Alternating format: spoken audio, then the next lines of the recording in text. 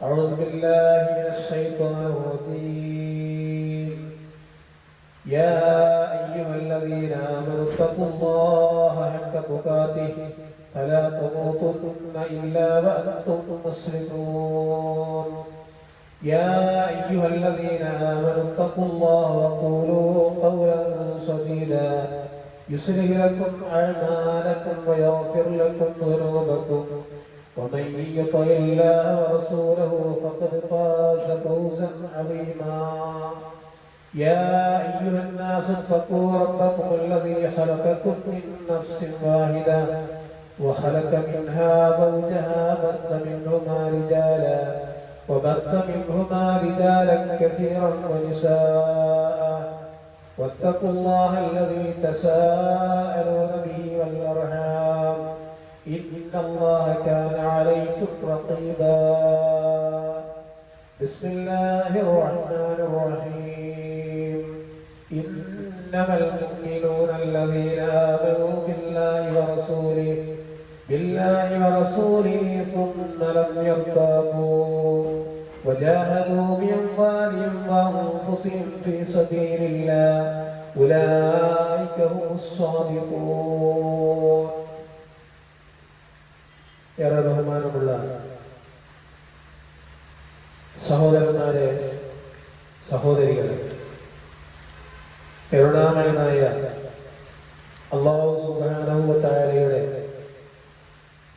വിധികളും വിലക്കുകളും ആജ്ഞകളും കൽപ്പനകളും ജീവിതത്തിന്റെ എല്ലാ മേഖലകളിലും യഥാവിധി ഉൾക്കൊണ്ട് അല്ലാഹു ഇഷ്ടപ്പെടുന്ന മുത്തക്കിയായി ജീവിക്കണമെന്ന് എന്നോടെന്ന പോലെ നിങ്ങൾ ഓരോരുത്തരോടും തഖ്വ കൊണ്ട് വസിയത്ത് ചെയ്യുകയാണ്, ഉപദേശിക്കുകയാണ്. അല്ലാഹു സുബ്ഹാനഹു വ തആല ഈമാനും തഖ്വയുമുള്ള ജീവിതം നൽകി നമ്മെ അനുഗ്രഹിക്കുമാറാകട്ടെ. സഹോദരന്മാരെ, ഇബ്രാഹിം നബി അലൈഹിസ്സലാമിന്റെ ചരിത്രത്തിലൂടെയായിരുന്നു നമ്മൾ പറഞ്ഞു വെച്ചത്. അദ്ദേഹത്തിന്റെ അല്ലാഹുവിനോടുള്ള സമർപ്പണവും തന്റെ കുഞ്ഞിനെയും ഭാര്യയെയും മക്കയിൽ വിജനമായ സ്ഥലത്ത് ഉപേക്ഷിച്ചു പോന്നിട്ടുള്ള അദ്ദേഹത്തിന്റെ ത്യാഗവും ബലി കഴിപ്പിക്കാനുള്ള അല്ലാഹുവിന്റെ ആജ്ഞയും നമ്രൂദിനോടുള്ള അദ്ദേഹത്തിന്റെ തുറന്ന പോരാട്ടവും ഇതെല്ലാം ചെയ്യുവാനുള്ള സാധ്യത എന്തായിരുന്നു? ഇബ്രാഹിം നബി അലൈഹിസ്സലാമിന് ഇങ്ങനെയൊക്കെ ചെയ്യുവാൻ ധൈര്യവും ഉണ്ടായത് എന്തായിരുന്നു എന്നതിനെ കുറിച്ചാണ് ഇന്നത്തെ ഖുതുബ പ്രയോജനപ്പെടുത്തുവാൻ ശ്രമിക്കുന്നത്. അല്ലാഹു അനുഗ്രഹിക്കുമാറാവട്ടെ.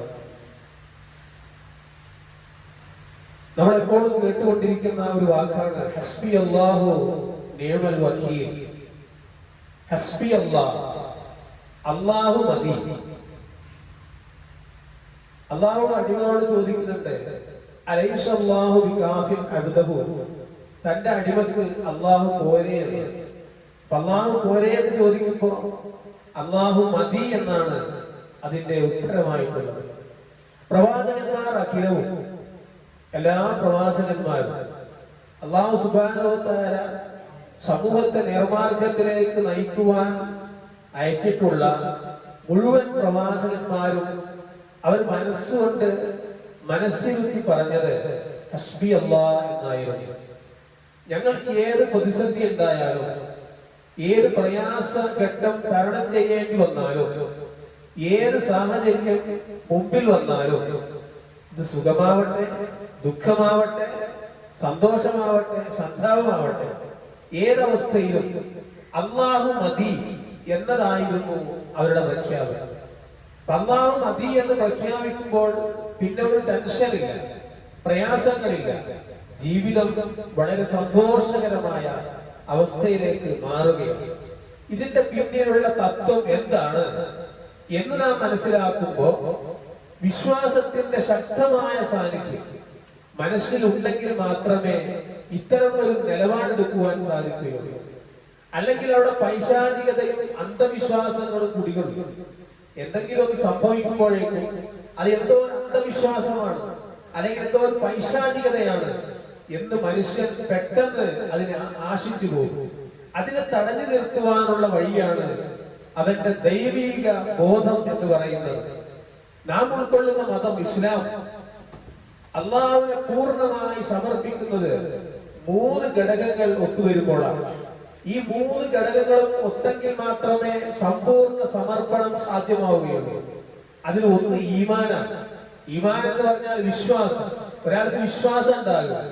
രണ്ടാമത്തെ തഖ്വയാണ് എന്ന് പറഞ്ഞാൽ സൂക്ഷ്മത ഉണ്ടാകുക. മൂന്നാമത്തത് ഇഹ്സാനാണ്, നന്മയിൽ മുന്നേറുവാനുള്ള മനക്കരുത്തുണ്ടാവുക. ഇതിൽ മൂന്നാമത്തെ ഗുണത്തെ കുറിച്ച് നമ്മൾ പ്രതിപാദിച്ചിട്ടുള്ള വിഷയമാണ്, നമ്മളത് മനസ്സിലാക്കിയിട്ടുണ്ട്. മറ്റു 2 വിഷയങ്ങൾ, ഒന്ന് ഈമാനും തഖ്വയും.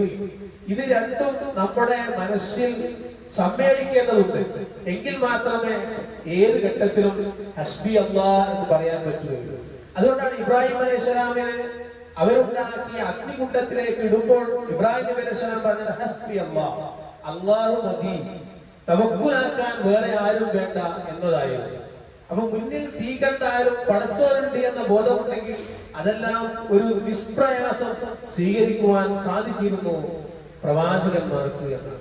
അപ്പൊ ഈ 3 സംഗതികളും ഒന്നാമത്തത് ഈമാനാണ്. അവരുടെ ഈമാൻ അത്രയും കരുത്തും വെളിച്ചവും ഉണ്ടായിരുന്നു. അത് കെട്ടുപോകാത്ത ഈമാനല്ല, മങ്ങിക്കിടക്കുന്ന ഈമാനല്ല, എപ്പോഴും തിളക്കമാർന്ന ഈമാനായിരുന്നു. അതെന്താണ്? അൽ ഈമാനു തസ്ദീഖുൻ ബിൽ ലിസാൻ വഇഖ്റാറുൻ ഫിൽ ഖൽബ് വഅമലുൻ ബിൽ ജവാരി.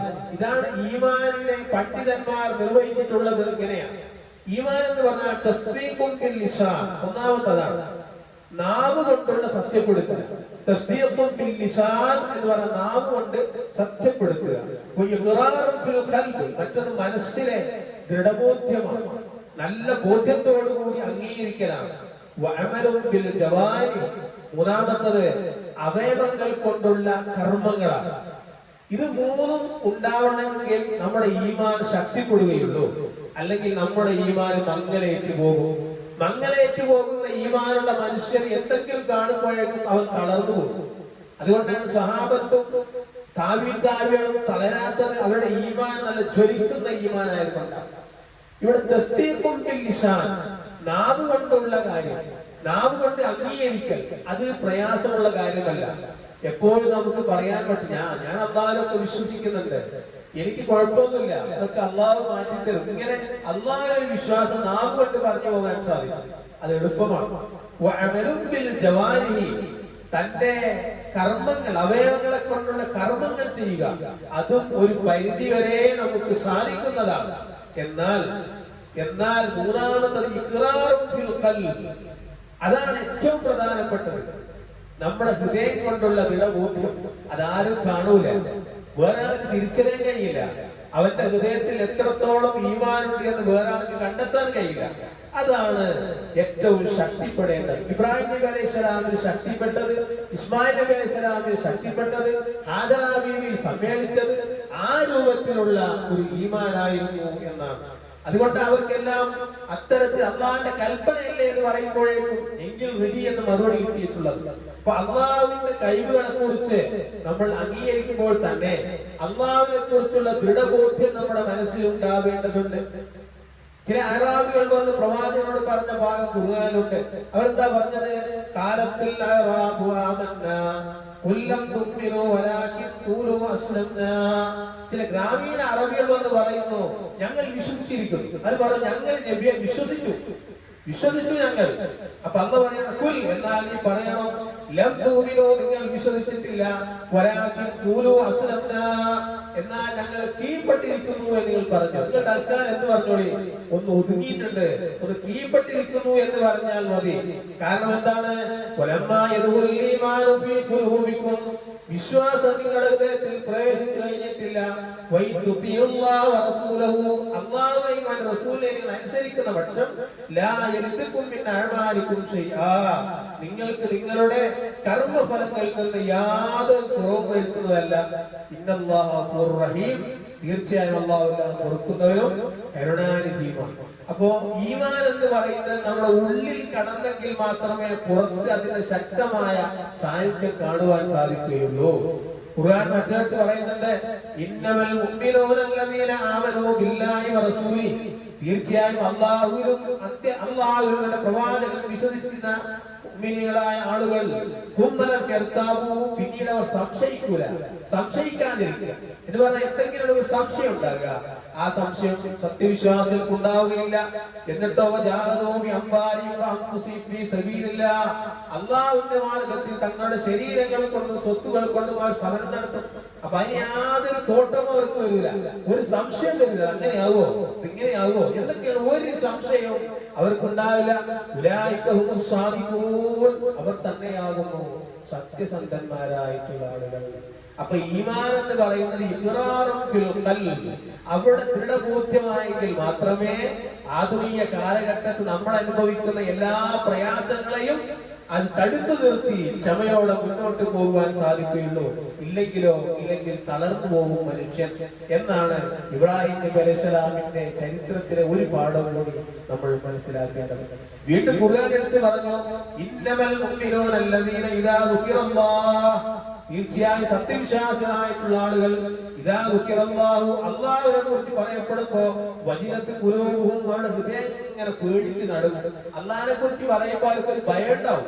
അല്ലാഹുവിന്റെ ആയത്തുകളെ കുറിച്ച്, അല്ലാഹുവിന്റെ ദൃഷ്ടാന്തങ്ങളെ കുറിച്ച്, പ്രപഞ്ചത്തിലെ വിസ്മയങ്ങളെ കുറിച്ച് ഇതൊക്കെ കാണുമ്പോൾ അല്ലാഹുവിനെ കുറിച്ച് പറയുമ്പോൾ എനിക്കൊരു കുലുക്കം ഉണ്ടാവും. എന്നാലോ എത്രയായാലും ഒരു ഞെട്ടലും കുലുക്കലും ഉണ്ടാവാത്ത ആളുകളെ സംബന്ധിച്ചിടത്തോളം അവർക്ക് ഈമാൻ ഉള്ളിലേക്ക് കടന്നിട്ടില്ല എന്നാണ്. അല്ലാഹുവിന്റെ ദൃഷ്ടാന്തം അവർക്ക് ഓടിക്കേൾപ്പിക്കപ്പെടുമ്പോ അവരുടെ ഈമാൻ ഇങ്ങനെ വർദ്ധിക്കും. ആരും പറഞ്ഞെടുക്കണ്ട, അവരുടെ ഈമാൻ ഇങ്ങനെ കൂടിക്കൊണ്ടേയിരിക്കും. അല്ലാഹുവിന്റെ മേൽ അവർ ബലമേൽപ്പിക്കുകയും ചെയ്തു. അപ്പൊ എന്ത് മനസ്സിലായി? അള്ളാഹുവിനെ കുറിച്ച് പറയപ്പെടുമ്പോ, അള്ളാഹുവിന്റെ ദൃഷ്ടാന്തങ്ങളെ കാണുമ്പോ, അള്ളാഹുവിന്റെ ദൃഷ്ടാന്തങ്ങൾ വായിക്കുമ്പോ സത്യവിശ്വാസികളായ ആളുകൾ, ഈമാൻ ഹൃദയത്തിൽ സമ്മേളിച്ചിട്ടുള്ള ആളുകൾ, അവർക്ക് ഈമാൻ ഇങ്ങനെ വർദ്ധിച്ചുകൊണ്ടേയിരിക്കുമെന്നാണ്. അപ്പൊ അതിന്റെ അർത്ഥം എന്താ? ഈമാൻ കുറയുകയും കൂടുകയും ചെയ്യും. അപ്പൊ ഈമാൻ നല്ല അതിന്റെ ഏറ്റവും ടോപ്പിൽ എത്തിയെങ്കിൽ മാത്രമേ നമുക്ക് പൂർണ്ണമായി അള്ളാഹുവിന്റെ കീഴൊതുങ്ങി അള്ളാഹുവിൽ സമർപ്പിച്ച് മടങ്ങുവാൻ സാധിക്കുകയുള്ളൂ. ഇല്ലെങ്കിൽ ഇങ്ങനെ അസ്വസ്ഥതകൾ മനുഷ്യനെ വരിഞ്ഞു മുറുക്കിക്കൊണ്ടേയിരിക്കും. ചരിത്രത്തിൽ നിങ്ങൾ നോക്കൂ, ഈമാനിന്റെ ഒരുപാട് ഭാഗങ്ങളുടെ മനസ്സിലങ്ങൾ തറച്ചപ്പോ അവർക്ക് എല്ലാം ഒരു നിഷ്പ്രയാസമായി. അതൊന്നും ഒരു സാരമില്ലാതെ അവർക്ക് മാറി. ഏതാ കാര്യങ്ങൾ? അത്രത്തോളം പേടിപ്പെടുത്തുന്ന കാര്യങ്ങൾ, അത്രക്ക് പോലും ഒറ്റപ്പെട്ടു പോയ സന്ദർഭങ്ങൾ, ഇവിടെയെല്ലാം അവർക്ക് എന്തുണ്ടായി? ഈമാൻ ഒരു കരുത്തേകിയുന്ന. നിങ്ങൾ നോക്കൂ, നുബുവത്തിന്റെ 14-ാം വർഷം സഫർ മാസം 22 റസൂലുള്ളാഹി സ്വല്ലല്ലാഹു അലൈഹി വസല്ലമയും തന്റെ സഹചാരി അബൂബക്കർ സിദ്ദീഖ് റളിയല്ലാഹു അൻഹു ഹിജ്റയിലേക്ക് അവർ പോയി. അങ്ങനെ അവർ സൗർ ഗുഹയിൽ താമസിക്കേണ്ടി വന്നു. 3 ദിവസങ്ങളോളം 3 രാത്രികൾ അവർ ആ ഗുഹയിൽ കഴിച്ചു കൂട്ടി. 3 രാത്രി. അപ്പൊ ആ ഗുഹാമുഖത്ത് സത്യനിഷേധി ഇങ്ങനെ പോകുന്നുണ്ട്. ഗുഹാമുഖത്തൂടെ അവരുടെ കയ്യിൽ നല്ല വാളുകൾ, തിളങ്ങുന്ന വാളുകളുമായി മുഹമ്മദിനെ പ്രവാചകൻ മുഹമ്മദിനെ കൊല്ലണം എന്നാണ് അവരുടെ തീരുമാനം. അങ്ങനെ അവരിങ്ങനെ ഖഡ്ഗങ്ങളുമായി മുന്നോട്ട് പോകുന്നുണ്ട്. അവർ അബൂബക്കർ സിദ്ദീഖ് റളിയല്ലാഹു അൻഹു നബിയും അവരിങ്ങനെ ഗുഹയിൽ കഴിച്ചു കൂട്ടുക. ആ സന്ദർഭത്തിൽ ഓരോ നിമിഷവും അബൂബക്കർ സിദ്ദീഖ് റളിയല്ലാഹു അൻഹു നബിയോട് ഇങ്ങനെ ഒരു ആവലാതി, ചില കാര്യങ്ങൾ പറയുന്നുണ്ട്. എന്താ?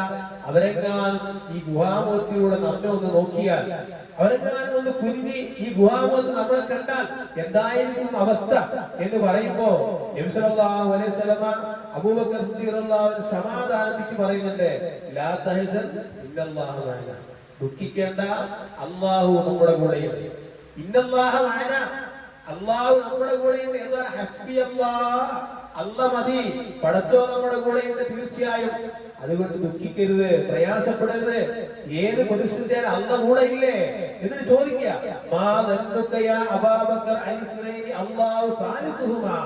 അബൂബക്കറെ, നമ്മുടെ കൂടെ മൂന്നാമതായി അല്ലാഹു ഉണ്ട് എന്നതിനെ കുറിച്ച് താങ്കളുടെ ഊഹം, താങ്കളുടെ കണക്കുകൂട്ടൽ എന്താണ്? പടച്ചോനുണ്ട്, എന്ന് നോക്കുക. നമ്മൾക്കല്ലാതെ അത്രക്കും അടുത്തിട്ടുള്ള ആളുകൾക്കാണ് അവർ ഒരു ഘട്ടത്തിൽ ആ പ്രയാസം വഹിക്കേണ്ടി വന്നപ്പോ അവിടെ സമാധാനപ്പെടുത്തുന്നത് പടച്ചോനുണ്ട് എന്നാണ്. ഇവിടെ എന്താ മനസ്സിലായത്? ഇഖ്റാറുൽ ഖൽബ്, ഈമാൻ മനസ്സിൽ കടന്നാൽ ഏത് പ്രതിസന്ധിക്കും പിടിച്ചു നിൽക്കാൻ സാധിക്കും. ചരിത്രത്തിൽ അങ്ങനെ പിടിക്കുന്നവരായിരുന്നു സഹാബികൾ. ചരിത്രത്തിൽ അങ്ങനെ പിടിച്ചിരുന്നവരായിരുന്നു പ്രബോധന പ്രവർത്തനങ്ങളുമായി മുന്നോട്ട് പോയിട്ടുള്ള പ്രവാചകന്മാർ അഖിലവും. നമുക്കറിയാലോ, മൂസാ നബി അലൈഹിസ്സലാമിന്റെ മുമ്പിൽ മൂസാ നബി അലൈഹിസ്സലാം ഫറോവയുമായി നടന്ന സംവാദത്തിൽ മൂസാ നബി അലൈഹിസ്സലാം ഫറോവയും ഒരിടത്ത് ഒരുമിച്ചുകൂടി. മൂസാ നബി അലൈഹിസ്സലാമിന്റെ ആ വടിയും പാമ്പും ഒക്കെ വടി അത് സർപ്പമായി മാറുകയും അങ്ങനെ ഫറോവ കൊണ്ടുവന്നിട്ടുള്ള ആ സൈനികരുടെ മുഴുവൻ തന്ത്രങ്ങളെയും പൊളിച്ചു കഴിഞ്ഞു, എല്ലാം നഷ്ടപ്പെടുത്തി ഫറോവയുടെ തന്ത്രമൊക്കെ ഇങ്ങനെ ഓരോന്നോരോന്നായി പൊളിയുന്നത് കാണുമ്പോ സത്യം മൂസാ അലൈഹിസ്സലാമിന്റെ ഭാഗത്താണ് എന്ന് മനസ്സിലായിട്ടുള്ള ആ സാഹിനികൾ, ഫറോവയുടെ ആളുകൾ, അവർ അറിയാതെ സുജൂദിലേക്ക് വീണുപോവുകയാണ്. എന്നിട്ട് പറയാണ്, ഞങ്ങൾ മൂസാ അലൈഹിസ്സലാമിന്റെ രക്ഷിതാവിൽ വിശ്വസിച്ചിരിക്കുന്നു, ഞങ്ങൾക്ക് സത്യം മനസ്സിലാക്കിയിരിക്കുന്നു. അവരുടെ ഹൃദയങ്ങളിലേക്ക് ഈമാൻ വരികയാണ്. അപ്പൊ ഫറോവ പറയുന്നുണ്ട്, കേൾക്കണം, നിങ്ങൾക്ക് ഇപ്പോൾ തോന്നുന്ന തോന്നലുകൾ മാറ്റേണ്ടതുണ്ട്. കാരണം എന്താണ്? ഞാൻ നിങ്ങളെ ശിക്ഷിക്കും, നിങ്ങളെ കാലും കൈയും ഒക്കെ ഛേദിച്ചുകൊണ്ട് കുരിശിൽ തറക്കും, നിങ്ങളെ ഞാൻ പിന്നെ ശിക്ഷ നിങ്ങൾ അനുഭവിക്കേണ്ടി വരും, അതുകൊണ്ട് നിങ്ങൾക്ക് തിരിച്ചു വരുന്നതാണ് നല്ലത് എന്ന് ഫറോവ മയക്കിയപ്പോഴേ അവർ പറയുന്നത്, വല്ലതീ ഫതറനാ ഫതുലിമാൻ, ഞങ്ങളെ സൃഷ്ടിച്ചവനേക്കാളും നിനക്ക് ഞങ്ങൾ മുൻഗണന നൽകുകയില്ല തന്നെ. ഇപ്പൊ ഞങ്ങൾക്ക് മനസ്സിലായി ആരാ യഥാർത്ഥ സൃഷ്ടാവ് എന്നത്. അതുകൊണ്ട് ഫറോവ ഫതുലിമാൻ തഖാൽ, അതിനാൽ നീ വിധിക്കുന്നത് എന്തോ അത് നീ വിധിച്ചുകൊള്ളുക. ഇന്നമാ തഖ്ലീ ഹാദിഹിൽ ഹയാത്തദ് ദുനിയാ, ഈ ജീവിതത്തിൽ മാത്രമേ നിനക്ക് വിധിക്കാൻ കഴിയുള്ളൂ. നിന്റെ വിധി എന്നൊക്കെ പറയുന്നത് ഇവിടുത്തെ ഈ ഒരു ക്ഷണിക ജീവിതത്തിൽ മാത്രമാണ്. അത് നീ എന്താ ചെയ്ത് അങ്ങോട്ട് ചെയ്തോ, എന്തുകൊണ്ട് അവർക്ക് പറയാൻ കഴിഞ്ഞു. അതുവരെ ഫറോവയുടെ എല്ലാ ആനുകൂല്യങ്ങളും പറ്റിയിരുന്ന ആളുകൾക്ക് ഒരു നിമിഷം കൊണ്ടെങ്ങനെ അവരുടെ ഹൃദയത്തിൽ ഈമാൻ അങ്ങോട്ട് കടന്നു എന്നുള്ളതാണ്. എന്നിട്ട് ആ ഉച്ചസ്ഥലം അവർ പ്രഖ്യാപിക്കുന്നുണ്ട്, അല്ലാഹുവാണ് ഏറ്റവും ഉത്തമനും എന്നെന്നും നിലനിൽക്കുന്നവനും എന്ന്. അപ്പോ ഹൃദയത്തിൽ ഈമാൻ രൂഢമൂലമാകുമ്പോൾ സംഭവിക്കുന്ന മാറ്റങ്ങളാണ് ഇതൊക്കെ. ഇത് നമ്മളിൽ മാറേണ്ടതുണ്ട്. നോക്കൂ നിങ്ങൾ, ഇസ്ലാം സ്വീകരിച്ച് ശത്രുക്കളിൽ നിന്ന് മർദ്ദനമേറ്റ സഹാബികൾ, ചാട്ടവാൾ അടികൊണ്ട് ക്രൂരമായി ശരീരത്തിന്റെ എല്ലാ ഭാഗത്തും അഗാധമായ പാടുകളുള്ള സഹാബികൾ. മാത്രമല്ല, അവർ ചുട്ടുകൊള്ളുന്ന വെയിലത്ത് ആ പാറക്കല്ലുകൾ നെഞ്ഞത്ത് കയറ്റിവെച്ച സഹാബിമാർ. ആ ഘട്ടത്തിലൊക്കെ ബിലാൽ റളിയല്ലാഹുവിനോടൊപ്പമുള്ള ആളുകൾ ക്രൂരമായ മർദ്ദനം ശത്രുക്കൾ പിന്നെ സ്വീകരിക്കേണ്ടി വന്നിട്ടും അവർ പറഞ്ഞത് അഹദ് എന്നാണ്, ഏകൻ, അള്ളാഹു ഏകനാണ്. അത് ഉറക്കെ ഉച്ചസ്ഥലമായി പ്രഖ്യാപിച്ചു. ബിലാൽ റളിയല്ലാഹു അൻഹു തുല്യതയില്ലാത്ത പീഡനത്തിന്റെ സന്ദർഭത്തിൽ ഇസ്ലാമിനെ മാറോടിച്ച സഹാബികളായ ഹബ്ബാബ് റളിയല്ലാഹു അൻഹു, അമ്മാർ റളിയല്ലാഹു അൻഹു, സുമയ്യ റളിയല്ലാഹു അൻഹ, യാസിർ റളിയല്ലാഹു അൻഹു, ഇവരൊക്കെ അനുഭവിച്ച ത്യാഗം ഇവരൊക്കെ എങ്ങനെ അത് സാധിച്ചെടുത്തു എന്ന് ചോദിച്ചാൽ ഈമാൻ അവരുടെ ഹൃദയത്തിൽ പിന്നെ ഉറച്ച അവരുടെ ദൃഢബോധ്യം വന്നതുകൊണ്ടാണ് അങ്ങനെ അവർക്കെല്ലാം സഹിക്കുവാൻ സാധിച്ചത് എന്നാണ്. അങ്ങനെ നമ്മുടെ ഈമാൻ ഹൃദയത്തിൽ ഉറച്ച് ദൃഢബോധ്യമാകുമ്പോൾ നമ്മുടെ ഉള്ളിൽ നിന്നും വരുന്ന സാധനത്തിന്റെ പേരാണ് തഖ്വ എന്ന് പറയുന്നത്. അപ്പം നമ്മുടെ ഉള്ളിൽ നിന്ന് പുറത്തേക്ക് വന്ന ഒരു ഭാഗമാണ് തഖ്വ. അങ്ങനെ വരുന്ന എന്താണോ അതാണ് സൂക്ഷ്മത എന്ന് പറയുന്നത്. ചരിത്രത്തിൽ ഈ തഖ്വയെ നമുക്ക് കാണുവാൻ സാധിക്കും. പ്രവാചകന്റെ കാലത്ത് സഹാബി വനിതകളെ കുറിച്ചുള്ള ചില ചരിത്രങ്ങൾ പറയുന്നുണ്ട്. കഠിനമായ പട്ടിണി കഴിച്ചു കൂട്ടുന്ന കാലം, തന്റെ സഹധർമ്മിണികൾക്കും മക്കൾക്കും വേണ്ടി അവർക്ക് ആഹാരം തേടിക്കൊണ്ട് രാവിലെ പുറത്തു പോകും അവരുടെ ഭർത്താക്കന്മാർ. അങ്ങനെ പുറത്തു പോകുന്ന വിശ്വാസികളോട് കൈക്ക് പിടിച്ചുകൊണ്ട് പ്രിയതമെങ്ങനെ അന്വേഷിച്ച് ചോദിക്കും, നിങ്ങൾ എങ്ങോട്ടാ പോകുന്നത്, എങ്ങോട്ടാണ് നിങ്ങൾ പോയിക്കൊണ്ടിരിക്കുന്നത്? അപ്പൊ പറയും, നമ്മുടെ ഈ പട്ടിണി ഒന്ന് പരിഹരിക്കപ്പെടണം, വിശപ്പ് സഹിക്കാൻ വയ്യ, മക്കൾക്കും നിനക്കുമൊക്കെ വല്ലതും കിട്ടുമോ എന്ന് നോക്കട്ടെ എന്ന് പറഞ്ഞുകൊണ്ട് അവർ പോകുമ്പോ അവരുടെ കൈക്ക് അതായത് ഭർത്താക്കന്മാരുടെ കൈക്ക് പിടിച്ചുകൊണ്ട് അവർ പറയും, അല്ലാഹുവാണ് സത്യം, വിശപ്പിന്റെ മേൽ ഞങ്ങൾക്ക് ക്ഷമിക്കാൻ സാധിക്കും. വിശപ്പ് തൽക്കാലം ഞങ്ങൾക്ക് ക്ഷമിക്കാൻ സാധിക്കും. പക്ഷെ നരകത്തിലെ അഗ്നി ഉണ്ടല്ലോ, ആ അഗ്നിയുടെ ചൂട് സഹിക്കാൻ ഞങ്ങൾക്ക് കഴിയില്ല. എന്ത് മനസ്സിലായി? അതിനാൽ നിങ്ങൾ കൊണ്ടുവരുന്നത് മക്കളുടെ കാര്യമോർത്ത്, ഭാര്യയുടെ കാര്യമോർത്ത് നിങ്ങൾ കൊണ്ടുവരുന്നത് ഹറാമിന്റെ മുതലാവരുത്.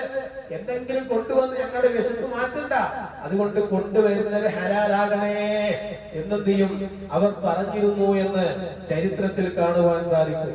മറ്റൊരു സംഭവം നോക്കൂ നിങ്ങളെ. പ്രവാചകനും അനുജന്മാരും ഹുനൈൻ യുദ്ധവും കഴിഞ്ഞ് മടങ്ങുകയാണ്. വഴിയിൽ അവർ ഒരിടത്ത് വിശ്രമിക്കുകയാണ്. ആ ഹുനൈൻ യുദ്ധമൊക്കെ കഴിഞ്ഞ് അവർ വഴിയിൽ ഒരിടത്ത് വിശ്രമിക്കുകയാണ്. അപ്പൊ റസൂലുള്ളാഹി സ്വല്ലല്ലാഹു അലൈഹി വസല്ലം പറഞ്ഞു, നിങ്ങൾ ഇവിടെ കിട്ടുന്ന എന്തും ശേഖരിച്ചു കൊണ്ടുവരിക. അവർ ആ അനുയായികൾ നാല് ഭാഗത്ത് പോയി എന്താണ് ശേഖരിക്കാനുള്ളത്? അവിടെ ഒരു മരുഭൂമി മാത്രമാണ്, മണൽ മാത്രമേ ഉള്ളൂ. പക്ഷേ എന്നിരുന്നാലും വലിയ ശക്തമായ കാറ്റിനടിച്ചു വന്ന ചെറിയ ചെറിയ കമ്പുകൾ, കൊള്ളിക്കഷ്ണങ്ങൾ അവിടെ കിടക്കുന്നുണ്ട്. ആ ചെറുകൊള്ളികളും ചവറുകളൊക്കെ അവരിങ്ങനെ ശേഖരിച്ചു തുടങ്ങി. എല്ലാവരും അത് ഒരു ഭാഗത്ത് കൊണ്ടുവിട്ടു. അങ്ങനെ നോക്കുമ്പോ അവിടെ അതൊരു വലിയ കൂനയായി തീർന്നു. ആ കൂട്ടിയ കൂട്ടം കണ്ടിട്ട് എല്ലാവരും കൊണ്ടുവന്നിട്ടപ്പോ അത് വലിയൊരു കൂനയായി മാറി. എന്നിട്ട് റസൂലുള്ളാഹി ചോദിക്കുന്നുണ്ട്, ഇതെന്താണെന്ന് അറിയോ? അപ്പൊ അവർ പറയും, ഇതൊരു കൂനയാണ്, ഇത് ഞങ്ങളെല്ലാം ശേഖരിച്ചു വെച്ച ആ വലിയ ഒരു കൂന മാത്രമാണ് എന്ന് പറയുമ്പോ റസൂലുള്ളാഹി പറയുന്നുണ്ട്, കൊച്ചു കൊച്ചു പാവങ്ങളെ നിങ്ങൾ സൂക്ഷിക്കണം, ചെറിയ ചെറിയ പാവങ്ങൾ വന്നുപോലെ നിങ്ങൾ സൂക്ഷിക്കണം. വൻപാവം വരുന്ന നമുക്കെല്ലാം ബോധ്യം ഉണ്ടാവും.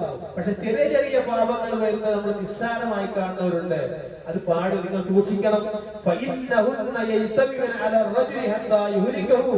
അവ ഒരുമിച്ച് കൂടി ഒരു മനുഷ്യനെ നശിപ്പിച്ചേക്കും. ആ ഒന്നായിട്ട് കൂടിയാൽ പിന്നെ ആ മനുഷ്യനെ എന്ത് ചെയ്യും? അതോടുകൂടി അത് നശിപ്പിച്ചു കളയും. അതുകൊണ്ട് നിങ്ങൾ സൂക്ഷിക്കണം എന്ന് ഈ ഒരു ഉപമ വെച്ചുകൊണ്ട് പ്രവാചകൻ പറഞ്ഞു കൊടുത്തു അനുയായികൾക്ക്. എന്നിട്ട് റസൂൽ പറയാ, സത്യവിശ്വാസി അവന്റെ പാവത്തെ കാണുന്നു, തന്റെ തലക്കുമേൽ വീഴാൻ പോകുന്ന ഒരു പാറക്കെട്ട് പോലെയാണ്. വലിയൊരു പാറക്കെട്ട്, ഒരു പാറക്കല്ല് അതെങ്ങനെ തലയിൽ വീഴുന്നത് പോലെയാണ് ഒരു പാപം സത്യവിശ്വാസിയുടെ മേൽ സംഭവിക്കുമ്പോ അവന്റെ മനസ്സ്. എന്നാ ഒരു കുറ്റത്തെ മുനാഫിക്ക് കാണുന്ന എങ്ങനെയാ? അവന്റെ മൂക്കത്ത് വന്നിരിക്കുന്ന ഒരു ഈച്ചയെ പോലെ. എന്നാൽ ഓലിക്കാതെ തട്ടിയാണ്ട് പോകും. അത്രയും നിസ്സാരമേ ഉള്ളൂ എന്നാണ്. അപ്പോ പറഞ്ഞു വന്നത്, ഈമാനിന്റെ യഥാർത്ഥമായ സ്രോതസ് നമ്മുടെ ഹൃദയത്തിൽ ഉറപ്പിച്ച് ആ നിലക്ക് പുറത്തേക്ക് വരുന്ന സംഗതിക്കാണ് സൂക്ഷ്മതാബോധം, തഖ്വാബോധം എന്നൊക്കെ പറയുന്നത്. ആ ബോധത്തോടു കൂടി ജീവിച്ചെങ്കിൽ മാത്രമേ ഏത് പ്രതിസന്ധിയെയും നമ്മൾക്ക് തരണം ചെയ്യാൻ സാധിക്കുകയുള്ളൂ. അതാണ് ഇബ്രാഹിം മില്ലത്തിനെ പാഠം അതിന്റെ ഉൾവശത്തിലൂടെ നമ്മൾ മനസ്സിലാക്കുമ്പോ നമുക്ക് മനസ്സിലാക്കാൻ സാധിക്കുന്നത്. ഒരു ഉദാഹരണം കൊണ്ട് നിങ്ങൾ നോക്കൂ. സെയ്ദ് ബിൻ അർഖം റളിയല്ലാഹു അൻഹു നിവേദനം ചെയ്യുന്ന ഒരു സംഭവമുണ്ട്.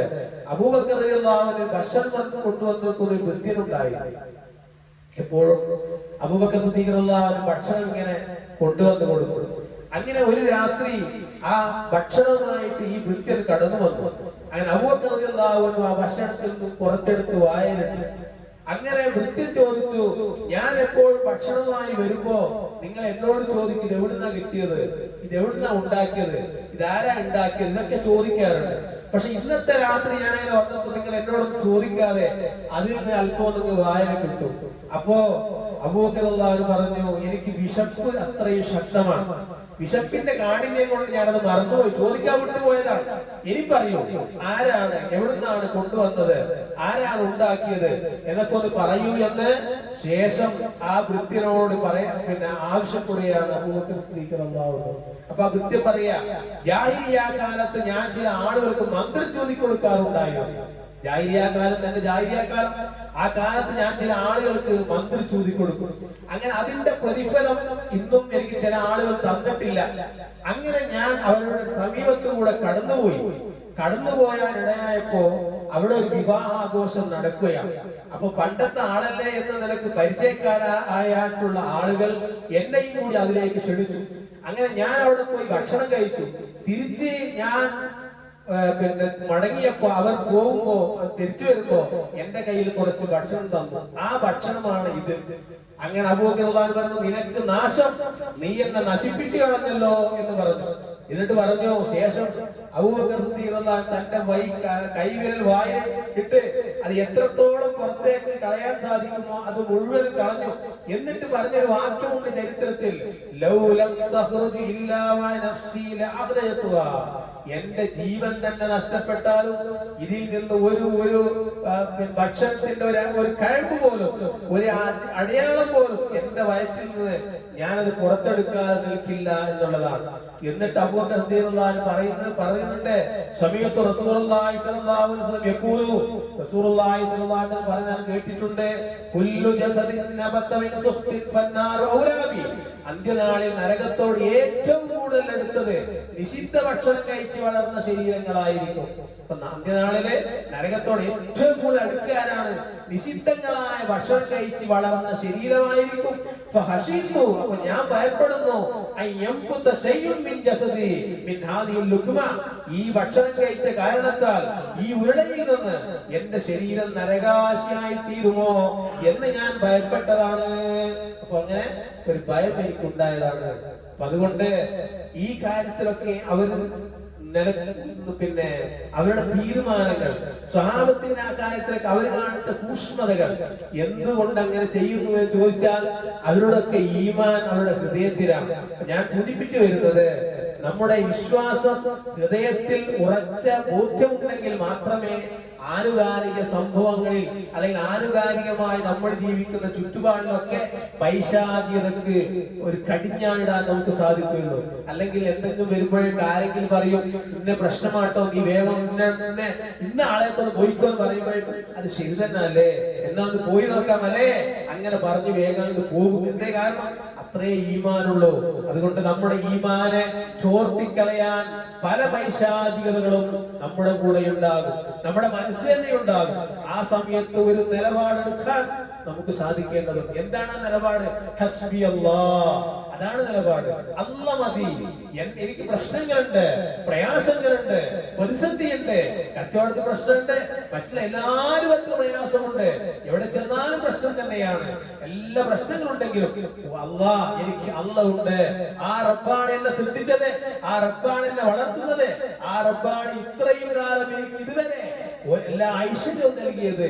അതുകൊണ്ട് ആ പടച്ച റബ്ബ് എന്നെ കൈവഴിയുകയില്ല എന്ന ഉറച്ച ബോധത്തോടുകൂടി നാം നിലകൊള്ളുകയാണെങ്കിൽ നമ്മളെ സംബന്ധിച്ചിടത്തോളം അള്ളാഹുവിന്റെ അടുത്ത് നമുക്ക് സ്ഥാനമുണ്ടാകും.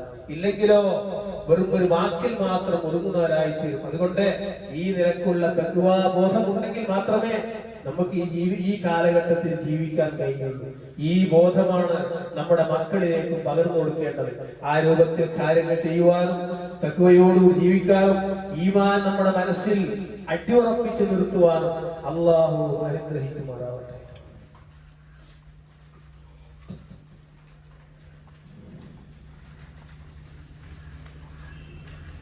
അൽഹംദുലില്ലാഹി റബ്ബിൽ ആലമീൻ والعاقبة للمتقين ولا عدوان إلا على الظالمين. اللهم صل على محمد وعلى آله وصحبه أجمعين. وأوصيكم ثانيا بتقوى الله يا أيها الذين آمنوا اتقوا الله حق تقاته ولا تموتن إلا وأنتم مسلمون. സഹോദരന്മാരെ, സഹോദരികളെ, രണ്ടാമത് തഖ്വ ഉൾക്കൊണ്ട് ജീവിക്കണമെന്ന് ഉണർത്തുകയാണ് ഉപദേശിക്കുന്നത്.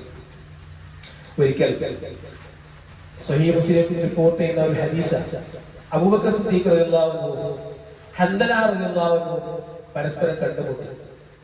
അവരിങ്ങനെ വഴിയിലൂടെ നടന്നു പോകും, പരസ്പരം കണ്ടുമുട്ടും. അപ്പൊ ഹൻദലയോട് അബൂബക്കർ സിദ്ദീഖ് റളിയല്ലാഹു അൻഹു ചോദിച്ചു, എന്തൊക്കെയുണ്ട് വിശേഷങ്ങൾ? അങ്ങനെ ഒരു വിശേഷങ്ങൾ ഇങ്ങനെ സാധാരണ കൊടുക്കാറുണ്ട്. അപ്പൊ ഹൻദല പറഞ്ഞു, നാഫക ഹൻദല, ഹൻദല മുനാഫിഖാണ്.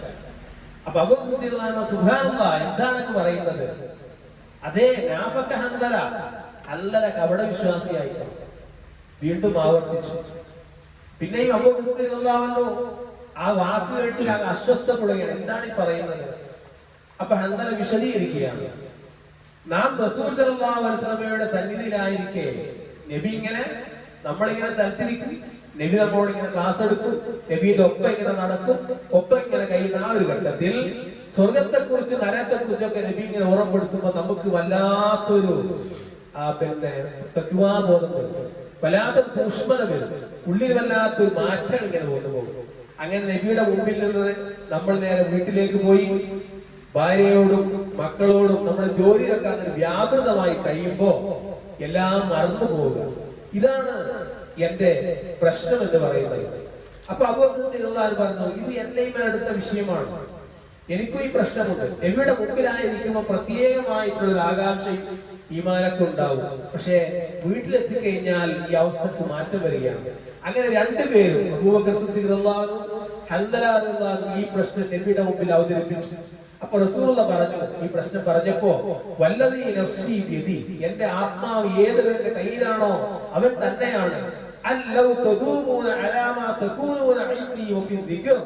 നിങ്ങൾ എന്റെ അരികിലായിരിക്കുമ്പോഴും അതേ സ്മരണയിലുമാണ് എപ്പോഴും എങ്കിൽ, നിങ്ങൾ എന്റെ കൂടെ ആയിരിക്കുമ്പോഴും എന്നെ കുറിച്ചുള്ള അല്ലെങ്കിൽ അതേ ഒരു ഓർമ്മയിലാണ് നിങ്ങൾ ഏത് സമയത്തുമെങ്കിൽ,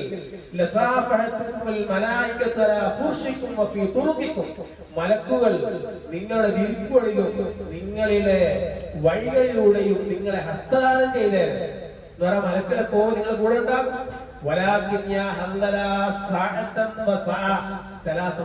പക്ഷെ ഹൻദല സമയമുണ്ട്, ഓരോ സമയമുണ്ട്.